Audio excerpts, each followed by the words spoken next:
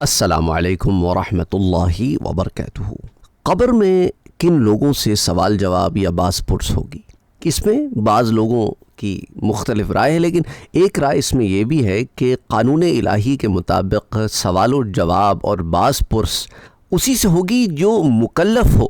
یعنی مثال کے طور پہ مکلف وہ ہوتا ہے کہ جس کا نامہ اعمال کھل گیا ہو، اس کی نیکیاں بھی ہیں برائیاں بھی ہیں، باشعور ہے۔ تو وہ شخص جو بچپن سے پاگل ہے، دیوانہ ہے، مجنون ہے، کچھ لوگ ہوتے ہیں نا جس دماغی اعتبار سے جسمانی طور پر آپ کو بڑے لگتے ہیں لیکن دماغی اعتبار سے وہ نابالغ بچے جیسے ہوتے ہیں۔ اسی طرح کچھ لوگ ایسے بھی ہوتے ہیں جو دماغی اعتبار سے بالکل معاوف ہوتے ہیں، اب آپ ان کو نارمل نہیں کہہ سکتے۔ تو ایسے لوگ جو ہے یہ مکلف نہیں ہوتے۔ تو سوال یہ پیدا ہوتا ہے کہ کیا قبر میں بھی یہ ایسی ہوں گے؟ نہیں، یہ دنیاوی معاملے ہیں۔ دنیا میں جو آپ کو یہ جو ظاہراً جسم دیا گیا ہے نا، اس کے اندر جو کچھ کمیاں ہیں اس کی وجہ سے انسان ایسے ریاکٹ کرتا ہے۔ روح جو ہے وہ مجنون نہیں ہوتی، روح پاگل نہیں ہوتی، روح جو ہے اس کے اندر کسی بھی قسم کی کوئی ڈس آرڈرز نہیں ہوتے۔ یہ جسمانی ڈس آرڈرز ہوتے ہیں، روحانی ڈس آرڈرز نہیں ہوتے، کیونکہ روح جسم کی محتاج ہوتی ہے، تو اسی لیے روح جو ہے اپنی فل کیپیسٹی سے سامنے نہیں آ رہی ہوتی، اور جب جسم سے نکل جاتی ہے روح تو پھر اپنی فل کیپیسٹی میں ہوتی ہے۔ تو عالم برزخ میں پھر ان کے لیے معاملات بڑے آسان ہیں اس لحاظ سے کہ وہ مکلف نہیں تھے، اب ان کی روح بالکل 100%۔ اور قیامت کے دن جب وہ حاضر ہوں گے تو چونکہ ان کا نامہ عمل تو بالکل اوپن اینڈڈ ہے، تو وہ بالکل صاف ہے، تو وہ پھر جنت کی طرف انشاءاللہ تعالی اللہ سبحانہ و تعالیٰ کے فضل و کرم سے داخل ہوں گے، اور پھر جنت پہ صحیح سالم بالکل 100% پرفیکٹ جیسے باقی جنتی ہیں ویسی جنت میں داخل ہوں گے۔ اور اسی طرح وہ جو بچے فوت ہو جاتے ہیں تو حشر کے میدان میں تو وہ بطور بچے ہی آئیں گے، لیکن اس کے بعد جنت میں داخلے کے وقت وہ پھر بالغ کر دیے جائیں گے، اور وہ لوگ جن کے نابالغ بچے فوت ہو گئے ہیں وہ اپنے ایمان والے ماں باپ جو ہیں ان کے لیے سفارش بھی کریں گے اور انہیں جنت میں جانے کے لیے شفیع بھی ہوں گے۔ تو اسی لیے میں نے آپ سے کہا کہ جیسا حضور اکرم صلی اللہ علیہ وآلہ وسلم کی حدیث مبارکہ ہے اور سنن نبی داؤد میں آتی ہے، درجہ صحیح کی روایت ہے، کتاب الحدود میں باب قائم کیا ہے امام ابی داؤد نے، اس کے اندر یہ روایت لاتے ہیں کہ 3 لوگ ایسے ہیں جن پر سے قلم اٹھا لیا جاتا ہے، یعنی ان کے نامہ اعمال نہیں لکھے جا رہے ہوتے۔ ایک عن النائم حتی یستیقظ، یعنی ایک سویا ہوا آدمی یہاں تک کہ بیدار ہو جائے۔ تو جب ایک انسان سو رہا ہے تو اس کا نامہ عمل تو کوئی ہے ہی نہیں۔ اچھا، اسی طرح جو ہے ایک آدمی کومے میں چلا گیا، کوئی نامہ عمل نہیں۔ ایک آدمی بے ہوش ہو گیا، مطلب اس وقت نامہ عمل سے میرا مطلب ہے کہ اس وقت لکھت پڑھت نہیں ہے، کیونکہ وہ کوئی غلط کام تو کر ہی نہیں رہا نا، تو اس وقت جو ہے اس پہ سے قلم اٹھا لیا جاتا ہے کہ آدمی کومے میں ہے۔ تو اب اس کے اندر اگر ایک انسان 10 سال کومے میں ہے تو بھائی اس دوران میں اگر اس کی کوئی نماز چھوٹ جاتی ہے تو وہ تو اس قابل ہی نہیں ہے نا کہ اٹھ کے نماز پڑھے۔ ایک انسان بے ہوش ہو جاتا ہے، بے ہوشی کے عالم میں پڑا ہوا ہے، تو اب اس کے اوپر یہ نہیں ہے کہ بھئی اس نے 5 نمازیں قضا کر لی کیونکہ یہ پورا دن بے ہوش پڑا رہا تو اس کو اب پکڑا جائے گا قیامت کے دن۔ نہیں، ایسی بات نہیں ہے۔ اللہ سبحانہ و تعالیٰ بڑا رحیم ہے، بڑا کریم ہے۔ تو اب ایک آدمی جو ہے وہ کومے میں چلا گیا، 2 سال کومے میں رہا، اسی میں انتقال ہو گیا، تو وہ 2 سال تو وہ ہوش میں تھا ہی نہیں، تو وہ اپنے فرائض تو ادا کیسے کر سکتا تھا؟ تو اس لیے اس پر پوچھ نہیں ہوگی ان تمام ڈیوریشن کی جس کے اندر وہ کومے میں تھا۔ تو خیر، تو کہنے کا مقصد بڑا واضح ہے کہ عن النائم حتی یستیقظ۔ اچھا، اسی طرح عن الصبی حتی یحتلم، اور بچے پر بھی قلم اٹھا لیا جاتا ہے یہاں تک کہ وہ بچہ بالغ ہو جائے۔ بالغ ہونے کی کوئی ایج نہیں ہے، بالغ ہونے کی علامات ہیں۔ بعض لوگ پوچھتے بھئی میرا بچہ 17 سال کا تھا، وہ تو بچہ ہی تھا نا۔ 17 سال کا بچہ نہیں ہوتا، عام طور پہ بالغ ہو جاتا ہے۔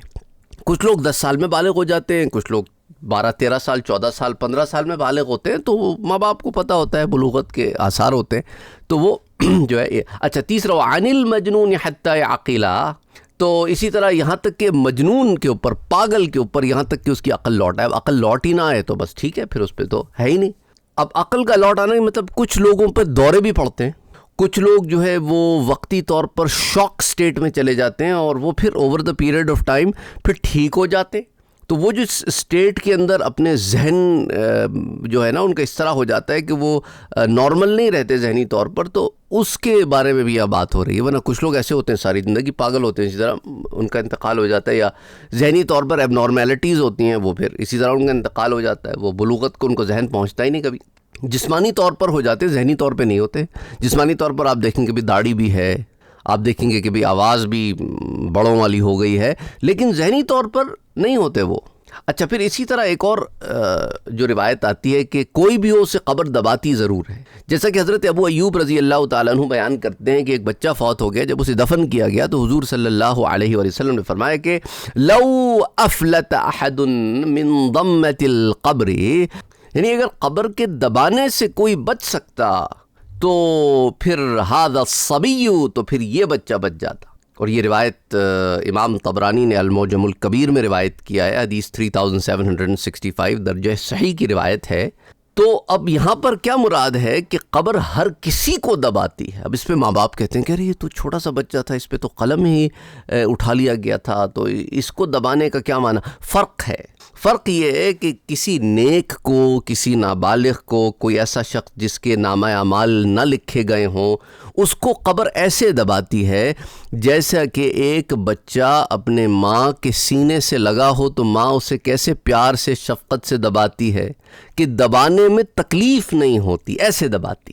تو دباتی تو ہے سب کو، لیکن دبانے کی کیفیت مختلف ہے۔ اب ایک شخص کسی کا جسم دبا رہا ہے کہ اسے آرام پہنچے، اور ایک شخص کسی کا جسم دبا رہا ہے کہ اسے تکلیف ہو۔ فرق ہے نا دونوں سچویشنز میں۔ تو صرف دبانے سے ہم اپنی مرضی سے کوئی بھی تصویر کشی نہیں کر سکتے۔ تو نیک کو یا ایسے لوگوں کو دبانا ایسے ہے جیسے ماں بچے کو سینے سے لگاتی ہے، تکلیف نہیں دیتی بچے کو۔ اچھا، اسی طرح اس کے بعد اس کی قبر بھی وسیع ہو جاتی ہے، جبکہ جو برا ہوتا ہے، بد اعمال ہوتا ہے، کافر ہے، مشرک ہے، منافق ہے، فاسق ہے، زندیق ہے، ملحد ہے، دہریہ ہے، ان کو پھر قبر ایسے دباتی ہے کہ پسلی کی ہڈیاں ایک دوسرے میں گھس کر آر پار ہو جاتی ہیں۔ اب آپ سوال یہ، اب آپ کہیں گے کہ ہم نے کافروں کی بھی قبریں دیکھی ہیں، ان کے اسکیلیٹنز دیکھے ہیں، ان کی پسلیوں کو ہم نے انٹر لاک نہیں دیکھا۔ اگین آپ برزخ کو ظاہری قبر کے اوپر محمول کر رہے ہیں۔ یہ جو بات ہو رہی ہے برزخ کی بات ہو رہی ہے، ظاہری قبر کی بات نہیں ہو رہی۔ کیونکہ دیکھیں نا، اس طرح تو ہندو تو اپنے مردے کو جلا دیتے ہیں، اس کی راکھ بکھیر دیتے ہیں۔ بعض لوگوں کی لاشیں ایسی پڑی رہتی ہیں، گل سڑ جاتی ہیں کہیں، بعض کے چیتھڑے اڑ جاتے ہیں، کچھ نہیں بچتا۔ تو پھر لوگ اگر اس کو ظاہر پر محمول کریں کہ ظاہر کی بات ہے، تو پھر وہ کہیں گے کہ بھئی کسی ان لوگوں کو تو عذاب ہی نہیں ہوگا۔ پھر ایسی بات نہیں ہے، اس کا تعلق ظاہر سے ہے ہی نہیں، یہ برزخی معاملات ہیں۔ حضرت عائشہ صدیقہ رضی اللہ تعالی عنہا ارشاد فرماتی ہیں کہ حضور اکرم صلی اللہ علیہ وآلہ وسلم نے فرمایا کہ یقیناً ایک مرتبہ قبر ضرور دباتی، وَلَوْ كَانَ أَحَدٌ نَاجِيًا مِّنْهَا، اگر اس دبانے سے کسی کو نجات ملتی تو نجا منہا سعد بن معاذ، تو سعد بن معاذ کو نجات ملتی۔ مسند امام احمد کی روایت حدیث 24787، یعنی ہر ایک کو دباتی تو ہے، پر دبانے کی کیفیت مختلف ہے، الگ الگ، کہ تکلیف دینے والا دبانا نہیں ہے، آرام دینے والا دبانا ہے۔ اس لیے اس بات کو سمجھیں۔ اللہ سبحانہ وتعالی سب کے لیے آسانیاں پیدا فرمائے، آمین۔ اللہم صلی وسلم وبارک علی سیدنا و حبیبنا و شفیعنا محمد صلی اللہ علیہ وآلہ وسلم۔ وہ لوگ جن کے پیارے گزر گئے ہیں، اللہ سبحانہ وتعالی ان لوگوں کی مغفرت فرمائے، جو گزر گئے، جو پیچھے رہ گئے، انہیں صبر جمیل عطا فرمائے، اور جن کے ننھے معصوم بچے ان سے جدا ہو گئے انہیں بھی صبر جمیل عطا فرمائے، اور ان بچوں کو ان کی شفاعت کا ذریعہ بنائے، اور اللہ سبحانہ وتعالی ہم سے راضی ہو اور ایمان کے ساتھ رکھے اور ایمان کے ساتھ جائیں اور اللہ راضی ہو، آمین۔ اللہم صلی علی محمد وعلی آل محمد۔